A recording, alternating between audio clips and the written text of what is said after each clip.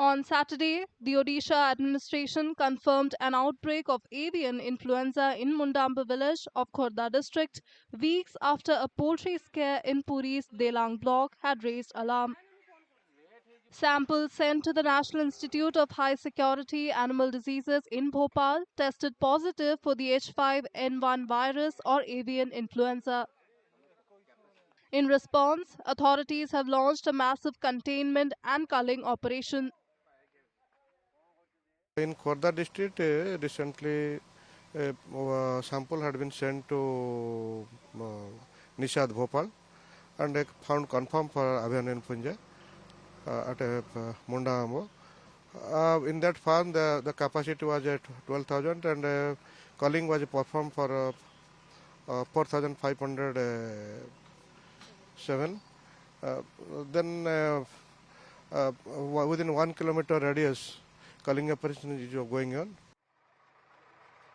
As per officials, rapid response teams have been deployed to the affected area and a 1 kilometer radius around the epicenter has been declared a surveillance and containment zone. That was decided to cull the wards within 0 to 1 kilometer radius, and to keep 1 to 10 kilometer radius, under 1 to 10 kilometer radius, the farms to be under active surveillance. The question is, when we kill the birds, that is called culling. We will kill all the birds. The live birds we will cull. The dead birds will the dead birds, of course, they will be disposed of by burying, but the live birds will be culled, and for that compensation will be given as per the Government of India guidelines. Even though they will be compensated for the culled birds, many poultry farmers remain distressed, grappling with significant losses and a severe impact on their livelihoods. मुझे पता नहीं था कि bird flu हो रही है ये।